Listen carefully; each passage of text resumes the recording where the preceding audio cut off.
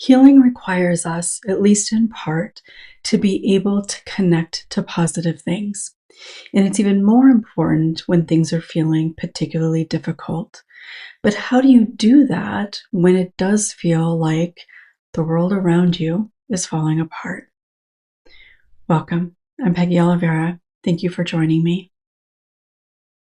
I think it's really important that we acknowledge that, and we've certainly done that here, and I'm sure you've heard other people talk about this as well.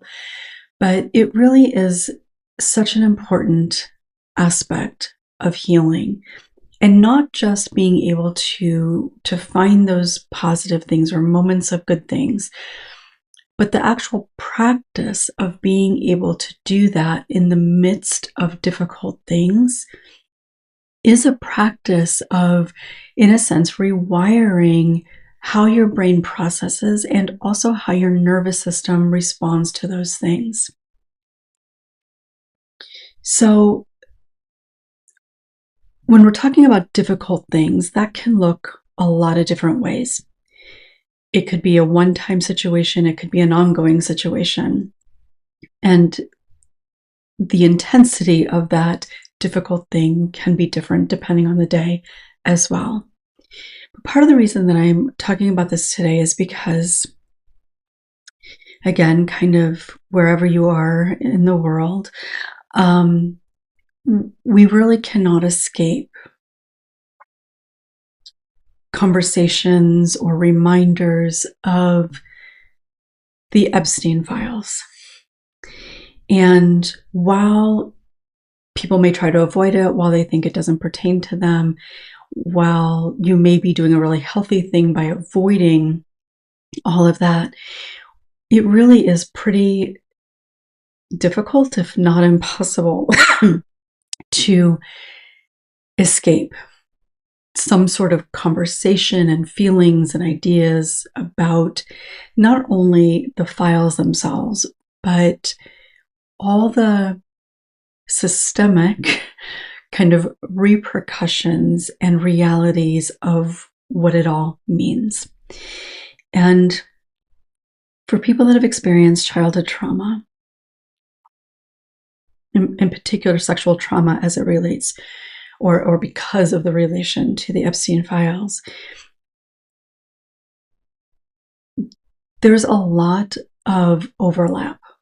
And even if your particular experience might be very different than what might be coming up in relation to that, there's still the aspect for most people watching this, there's going to be an aspect of potentially not being believed, not being supported, making it out to not be a big deal, people not being held accountable. Lots of different pieces that still likely apply to your particular circumstance, even if it seems very, very different. And again, even though it may seem very different, even though you might even be in a place with your healing where you feel like you're doing pretty well, because we can't escape the energy of what all of this is creating, it creates some difficulty. Or even if it's not identified specifically as difficulty, maybe not even experienced as difficulty per se, there's kind of this inability to really be able to just kind of put it aside. Again, in part because of people in your circle potentially, or in your community, on the news, on social media, the people are talking about it, and they're talking about it in a few different types of ways. And I think one of the things that can be really present for people that can bring up some stuff is really the lack of accountability. And for most people watching this that have experienced childhood sexual trauma, or even adult sexual trauma, we know what that lack of accountability is. Most of us have experienced it. The number of survivors that actually get to experience true accountability, particularly in the justice system, is incredibly small. incredibly small. And even if that ends up being the case, the path to get there can be traumatizing itself. A whole other, well, multiple layers ultimately of trauma to the original trauma. So it really is something that is pretty difficult to escape. And one of the things that I've been thinking about is the idea of joy as a form of resistance. Now, that's coming up quite a bit in regards to the government, and governments, depending on where you are in the world. But I think that it also really applies to healing generally. And while I've never specifically talked about it as a form of resistance around healing, when we talk about part of the practice of healing, one of the things that I talk about quite often is the role that gratitude plays. And while gratitude isn't necessarily connected to joy specifically, it can be a part of it. What happens within the experience of gratitude is moments of potentially joy, moments of peace, moments of connection, moments of acceptance of yourself, moments of being able to see yourself maybe differently than what you had always believed, moments of being able to see that maybe there are good things that you're allowed to experience as well, and not just the harm. And all of that, kind of in my mind, is an act of resistance to what the perpetrator tried, intentionally or otherwise, to create for you. Because they certainly were not concerned about your peace, about your joy, about connection, or anything else. They weren't concerned about you at all. And when we are intentional about bringing those things into our life, it is healing. Those are actual healing experiences that we have in those moments. But it is also a form of resistance. And I think that can be something important to connect to in this environment that we are in. And I think that this is also true anytime that there's a lot happening in the news around a case that we might hear about. Also, like with the Me Too movement several years ago, originally much longer before that. But when we are kind of surrounded by or inundated by reminders of sexual violence,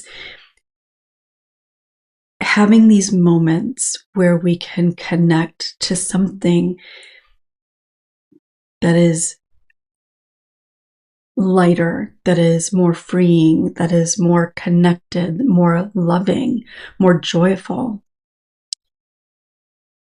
we get to stand up to the harm that was caused. And over time, those singular moments that we do that, they grow into something much bigger. And that is a part of what helps us ultimately heal. So, and I know that when things are feeling difficult, so aside from what might be happening in the world, everybody has their own stuff that they're dealing with. And for a lot of people right now, there's a lot of stuff that people are dealing with individually. Some of it might be related to what's happening around us. But there are a lot of people who are just trying to figure out how they're going to get out of bed, or how they're going to feed themselves or feed their families, or how they're going to manage getting through the day and taking care of the things and the people that they need to take care of. How are they going to continue to support themselves if they are at risk of losing their income? Or how are they going to continue to get their medication if they can no longer afford health insurance? So there's a lot of different pieces, not to mention just the natural difficulties that people can have in their life on a day-to-day basis, including relationship difficulties. And anytime there are significant relationship difficulties for people in their lives, it can be an overwhelming and overarching challenge to everything that we're trying to deal with on a regular basis, which is part of the reason that it can be really difficult to heal when you are in a relationship that continues to harm you. So, being really intentional about finding moments, and really just a brief moment can make a difference. Now, if you have the time and the capacity for more than just a brief moment, great.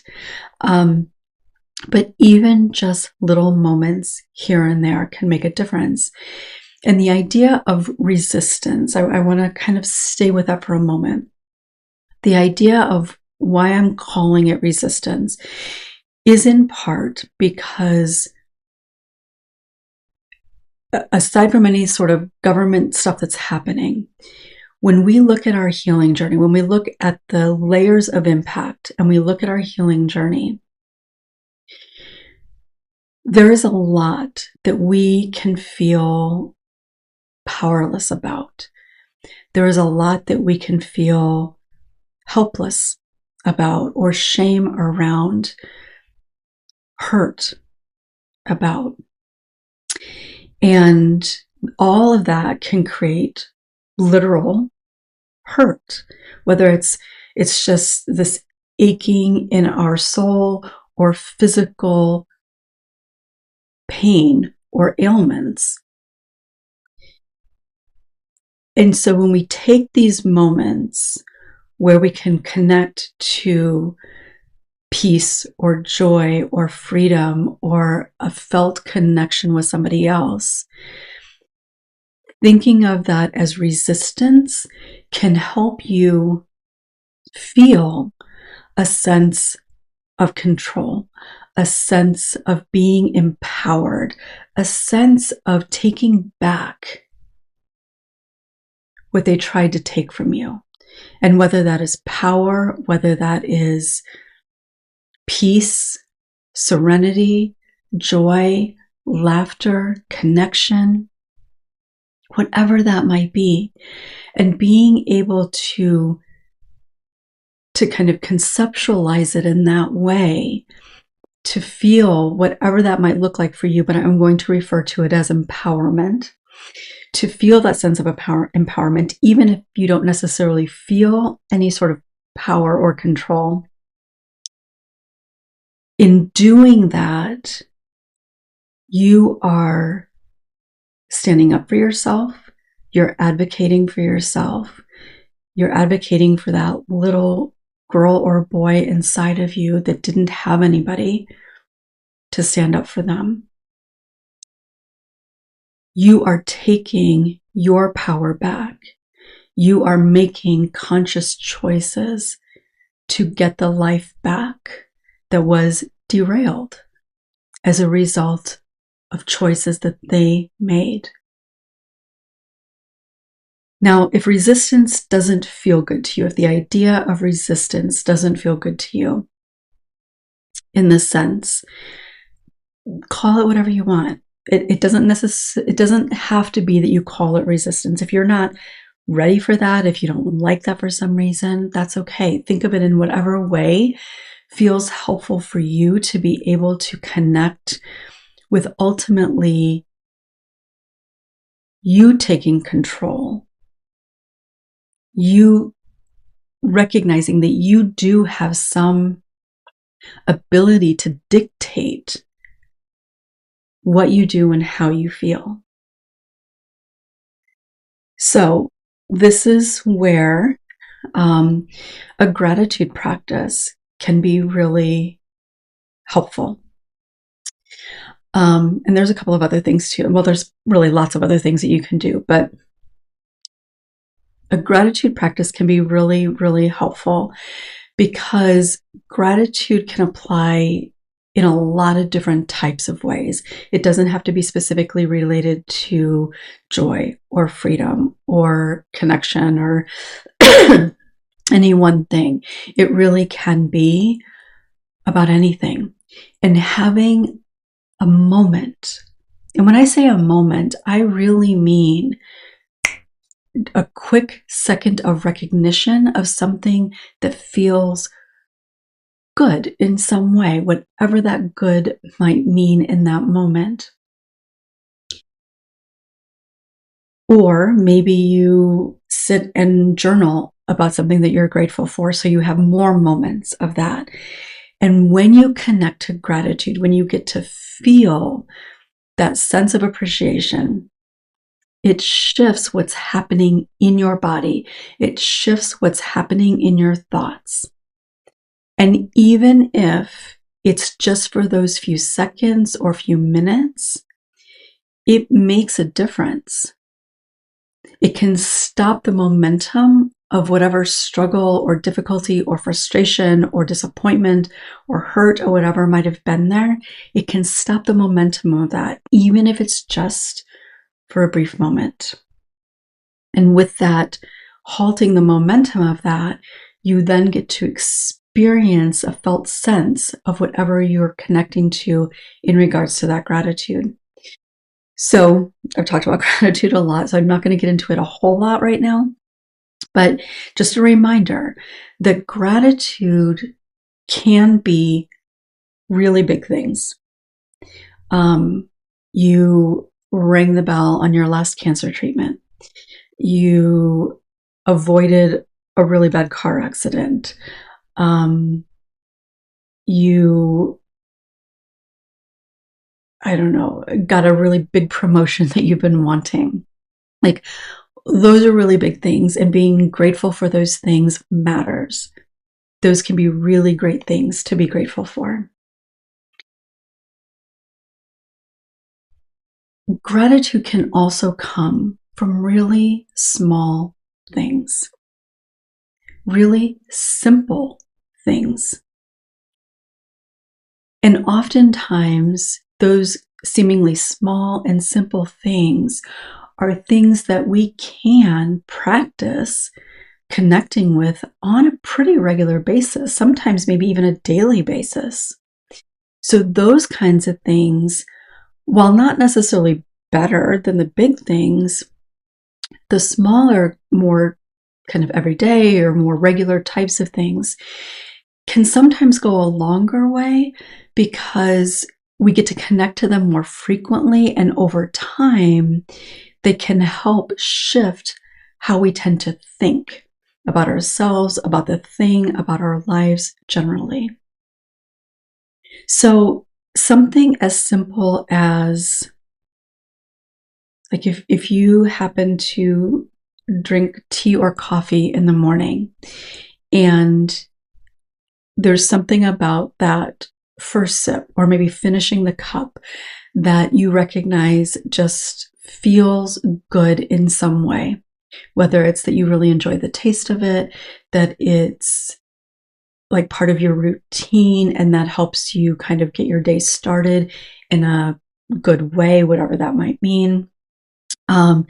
Maybe during the time that you're drinking it, you're just kind of taking some time to kind of relax and just start your day, or maybe it's a cup of tea at the end of the day. Something as simple as that. So something that happens fairly regularly, right? And something that we often don't really pay that much attention to. If you can connect to it, like, for example, I drink the spiced chai lattes, and I enjoy the flavor of them. They don't necessarily, like, they're not a caffeine thing for me or anything like that, but I really enjoy the flavor of them. Because I don't drink other hot drinks, and I don't drink really a lot of other things generally besides water.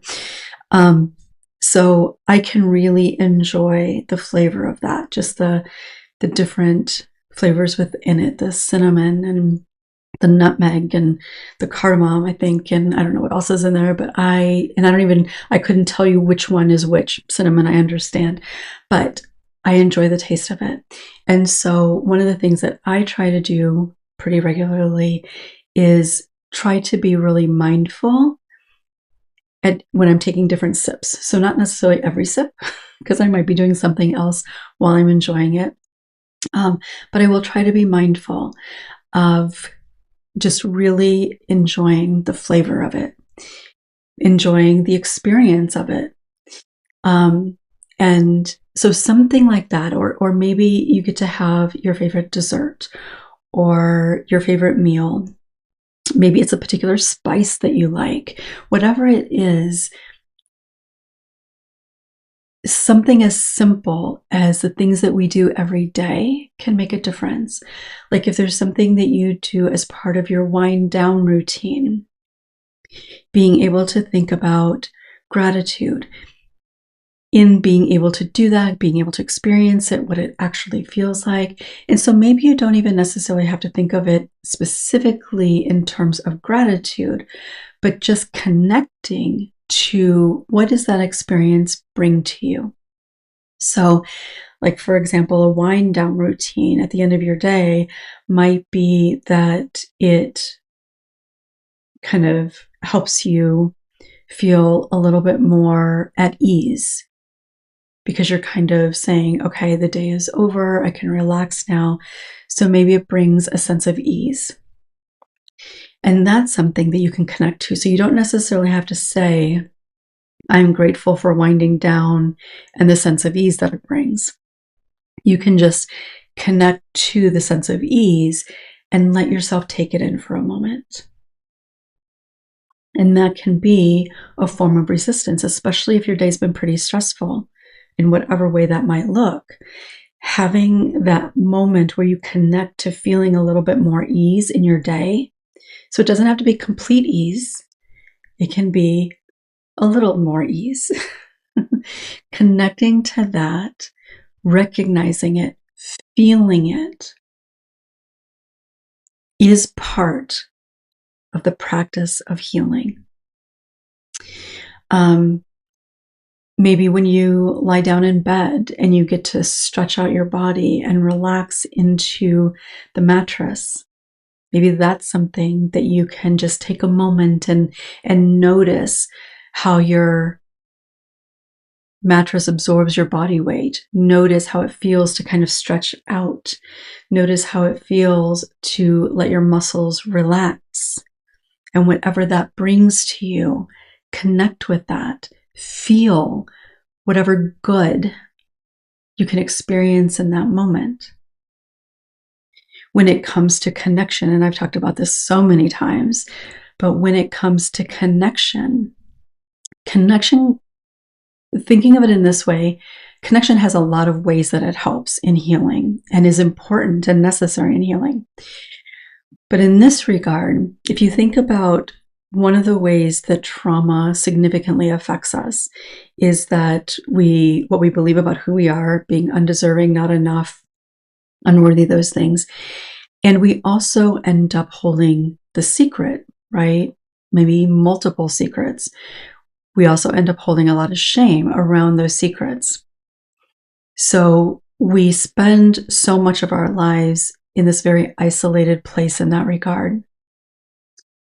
And because as children in particular, we don't really have the capacity to really understand and be able to practice and kind of compartmentalize being able to feel truly connected to people here and not let any of this out, we just don't really allow ourselves to fully connect with other people. So as we build connections in our adult lives through this healing process, when we allow ourselves moments of connection where we can feel the truth of that connection, that is an important healing experience. And if, when we are in this place where we are trying to create alternative types of feelings and create some of that resistance, some sense of empowerment. When we allow ourselves moments of connection and we are able to connect to the felt experience of that, it helps us not only resist the sense of isolation that the trauma creates and the beliefs,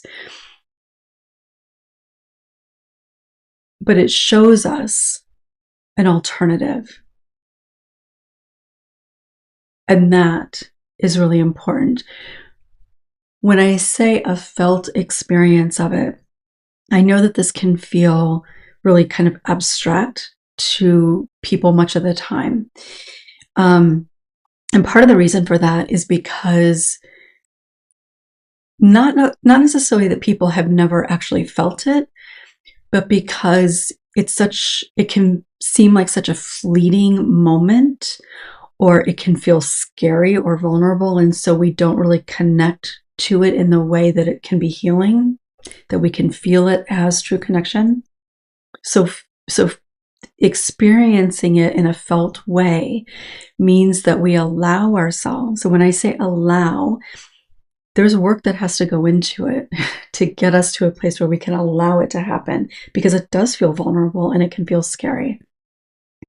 So if we can allow ourselves to experience internally, in our heart, in our mind, in our nervous system, what it feels like to connect with another person. And it doesn't have to be about the trauma. It can be, but it doesn't have to be at all. When we feel that moment of connection, and that can be just getting along with somebody, enjoying being in somebody's company. It could be being heard or seen, being validated, laughing together. There's different ways that can look. But when we are able to be with that in that moment and feel it in our bodies, in our hearts, recognizing kind of the positive aspect of what that can feel like in that moment, that is what I'm referring to. And even if it is a fleeting moment, and oftentimes, depending on how much you might be struggling or how vulnerable it feels, it may be a very fleeting moment because the other thoughts might be kicking in that are telling you that it's not maybe safe to do that. So it can be fleeting for a moment, and that's okay, because again, moments are what create, like every moment that we have, create the bigger experience of healing. So peace, moments of laughter, moments of lightness, moments of connection, moments of excitement. There could be so many different things, but giving yourself the intentional opportunity to connect with those is going to be really, really important for healing generally. And absolutely in times where things are feeling very overwhelming or disempowering. And I know for a lot of people, that's where a lot of people are at right now. Maybe in moments, maybe it's much more significant, but we need to remember to take those moments, to experience those moments, to give ourselves opportunities to experience those moments. And a gratitude practice, or like a regular gratitude practice where you sit down and you identify a few different things that you can feel a sense of gratitude for or a sense of appreciation for, can be really beneficial, and writing it down if possible. And again, the feeling that you connect to doesn't have to specifically be gratitude. It can be any of those types of feelings that you might like to feel. And in fact, if there's other feelings that come to mind, that you think you'd like to feel, or that you know that you've experienced that can feel really good and help you feel a little bit more ease or light or something like that, leave them in the comments, because I would love for people to share other feelings, emotions that people can have that people might be able to relate to that haven't been named yet. So please definitely do that. Because the reality is we need to be very intentional about that. Generally when it comes to healing, but especially in times when there are constant reminders of trauma, of disempowerment, of lack of accountability, injustice, or potentially even very specific reminders or of your own experiences. We need to take those moments. Well, I'd love to hear from you. Share what came up for you. And if you do have other experiences, emotions, feelings, leave them in the comments. Thanks so much for being here. I'll look forward to seeing you next time.